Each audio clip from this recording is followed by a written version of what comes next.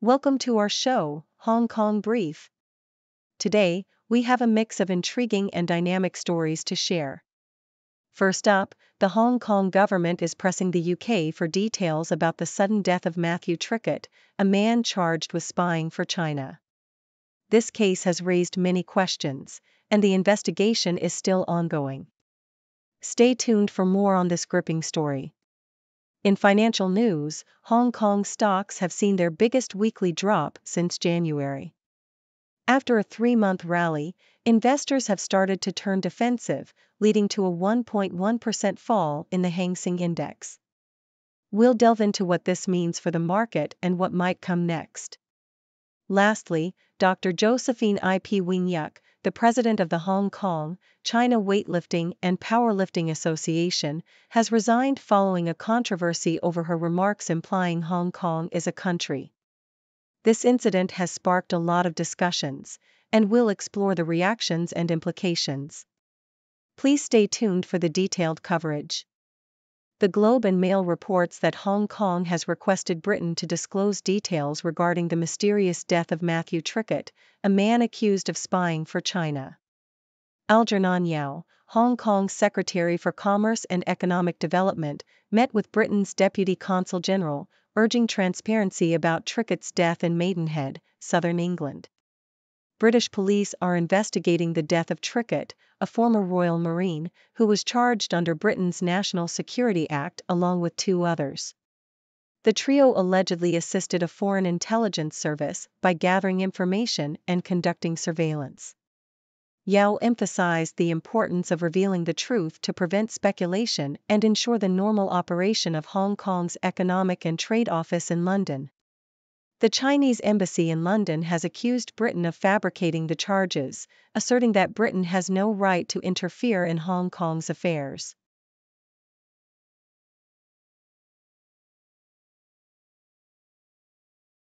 South China Morning Post: Hong Kongers are being advised to consider carefully how they consume news about violent events, especially after 2 consecutive knife attacks at shopping centers.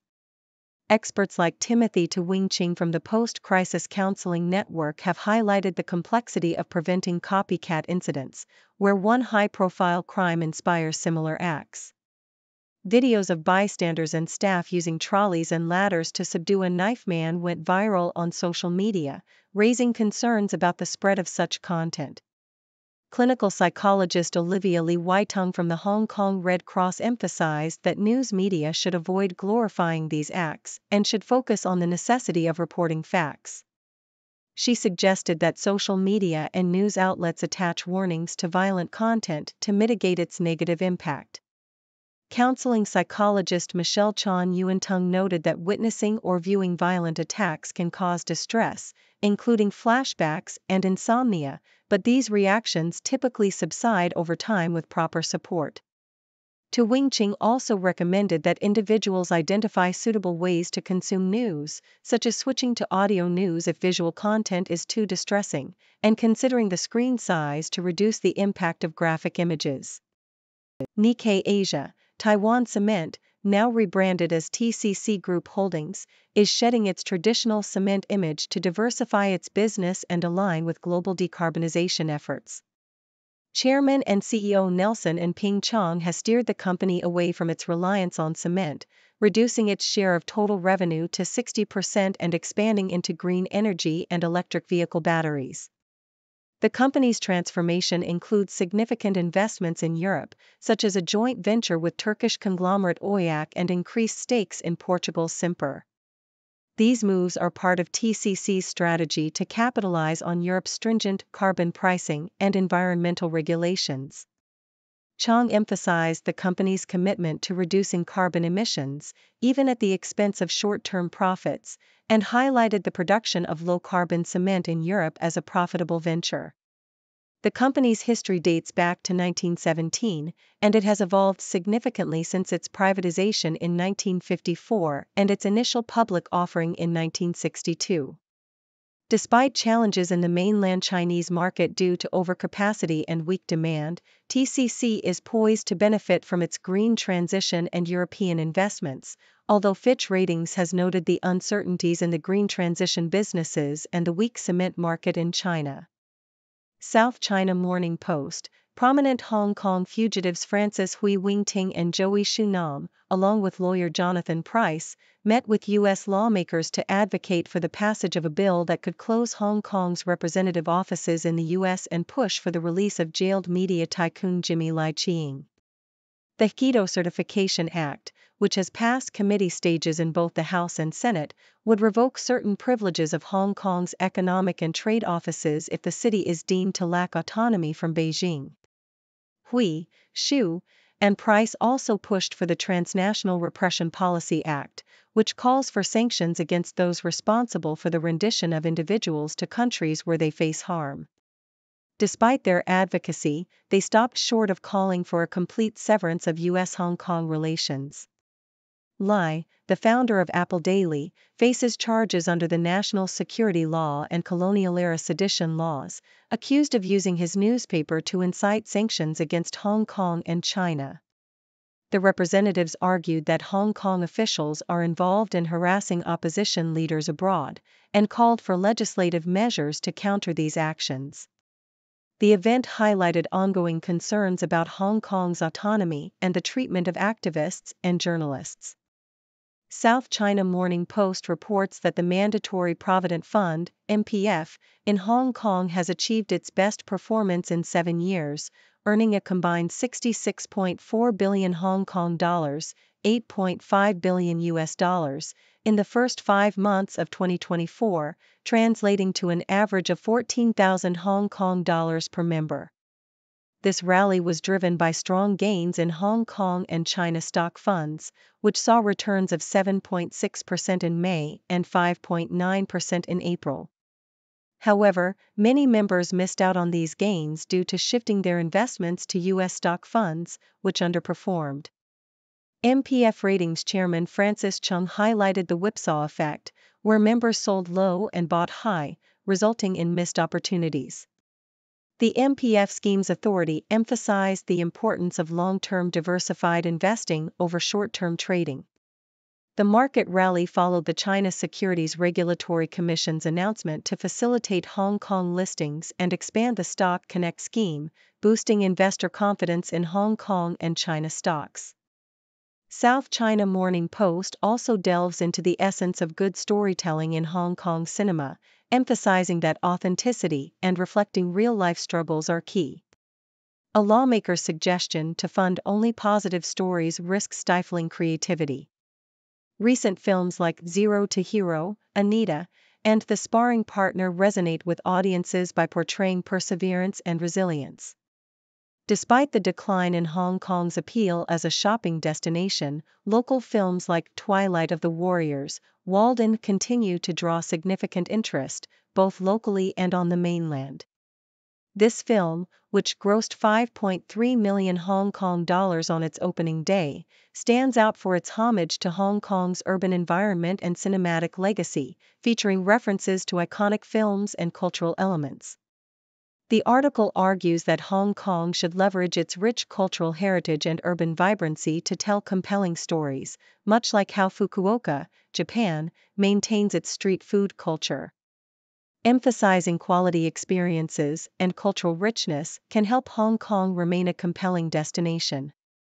In another report by South China Morning Post, South Korean entertainer Yoon Song-ho, known as Monk DJ, has stirred controversy in Malaysia for his prayer-like dance moves during nightclub performances, which are seen as disrespectful to Buddhism. Yoon, who underwent a Buddhist initiation ritual and received the Dharma name New Jean, incorporates Buddhist elements into his electronic music. Despite his intentions to promote Buddhism and challenge prejudices, his performance in Kuala Lumpur sparked backlash from Malaysian politicians and the Buddhist community, leading to the cancellation of his scheduled appearances. The Young Buddhist Association of Malaysia received numerous complaints, and critics accused Yoon of exploiting Buddhism for fame. In response, Yoon expressed his commitment to alleviating suffering through his dance and integrating Buddhist teachings into his lyrics. He aims to improve his performances and expand his international reach, with upcoming shows in Hong Kong. South China Morning Post, Jocelyn Tsao, a seasoned Hong Kong family lawyer, has become a staunch advocate for prenuptial agreements after witnessing countless bitter divorces. Tsao, who married an Italian architect, insisted on a prenup to ensure financial clarity and avoid potential conflict. This trend is growing in Hong Kong, where the divorce rate has hovered around 2.5 per 1,000 people over the past decade.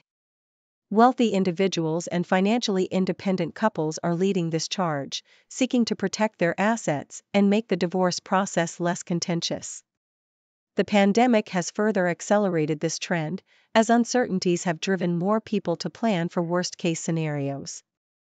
Tsao likens a prenuptial agreement to life insurance, a safeguard against an undesirable but possible outcome. The rise in divorce rates in Hong Kong has prompted family counselors to stress the importance of marriage preparation and training to help couples navigate the inevitable stresses of married life. Telegraph, letters to the editor reflect a range of opinions on the political landscape and upcoming elections. Richard Marshall from Surrey compares Keir Starmer unfavorably to Tony Blair, predicting an implosion similar to Neil Kinnock and Ed Miliband. J. Mayor Thomas from London questions Labour's talent pool, while J. L. Greenwood criticizes the vagueness of Starmer's call for change. Sally Prince of Hampshire recalls her father's advice against voting for smaller parties to avoid wasting votes, emphasizing the need to vote strategically to prevent a Labour government. Meanwhile, John Davies from Northamptonshire believes the Conservatives are better suited to address the country's problems, expressing newfound confidence in Rishi Sunak. Other readers discuss the importance of a robust personality for the role of Prime Minister, the implications of past leadership changes, and the anticipated political rhetoric during the election period. Additionally, Sharon Kleinberg from Middlesex highlights the recent vandalism of a London cinema, condemning the climate that allows such acts under the guise of free speech and calling for stricter law enforcement to protect free expression. CBC. The recent turbulence incident on a Singapore Airlines flight has left a significant number of passengers requiring spinal surgeries. The flight, which was traveling from London's Heathrow Airport to Singapore, encountered severe turbulence over the Andaman Sea, causing chaos within the cabin. Items, passengers, and crew members were violently thrown around, resulting in serious injuries. A Bangkok hospital reported that 22 individuals sustained spinal or spinal cord damage, while others suffered from skull, brain, or internal injuries. The hospital director assured that none of the ICU patients were in life-threatening conditions, although the long-term prognosis remains uncertain. Passengers recounted the terrifying experience, with one describing the sight of blood and injured individuals lying motionless on the cabin floor. The incident underscores the unpredictable nature of clear air turbulence, which can occur without warning and has been responsible for a significant percentage of accidents on larger commercial airlines. South China Morning Post. Jan Lam Hoi Fung, a multifaceted figure in Hong Kong's entertainment industry, has had a prolific career spanning several decades. Known as a stand-up comedian and one half of the comedic Cantonese rap duo Soft Hard, Lam's versatility extends to roles as an actor, MC, radio host, and art director. His journey began at St. Joseph's College and later at the Caritas Bianchi College of Careers, where he met future collaborators. Lam's career took off when he joined Commercial Radio Hong Kong, quickly transitioning from a graphic designer to a radio host alongside Eric Cott. The duo's chemistry led to the creation of Soft Hard, which became a significant influence in Hong Kong's hip-hop scene. Despite pursuing individual careers, Lam and Cott have periodically reunited for various projects. Lam has also made notable contributions as a graphic designer for prominent artists and continues to be a prominent figure in radio and comedy. His personal life remains relatively private, but he has recently taken up marathon running, adding yet another dimension to his diverse talents. South China Morning Post. JP Morgan Chase predicts a turnaround in Hong Kong and mainland China's IPO markets, fueled by a recent stock market rally that has boosted valuations and investor confidence. The Hang Seng Index and Shanghai Composite Index have seen significant gains, encouraging more realistic expectations for IPO pricing among new listing candidates. The bank's Global China Summit in Shanghai, which featured high-profile speakers like Jamie Dimon and Bill Gates, highlighted the positive market sentiment and the potential for increased fundraising activities. The rally has added over $1 trillion in capitalization to Hong Kong's stock market, driven by supportive policies from Beijing and portfolio rebalancing by fund managers. Despite a recent decline in IPO activities, the improved market sentiment and economic policies suggest a brighter outlook for future listings.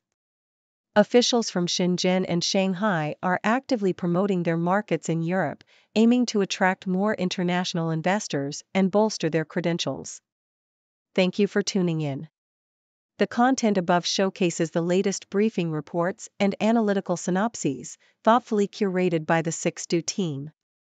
These insights stem from a wide array of reputable media outlets, think tanks, government sources, and specialized experts worldwide. We encourage you to explore these sources for a comprehensive perspective. Keep in mind that while the content may not always align with the official standpoint of 6Do Brief, it's not meant to be taken as absolute directives for decision-making. Comprising seasoned media professionals, learned scholars, and accomplished scientists, the 6Do team embodies a trailblazing, fully independent media entity.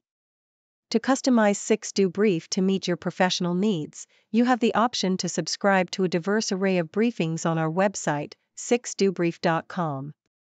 Regardless of your location, you can conveniently receive 6Do Brief via email.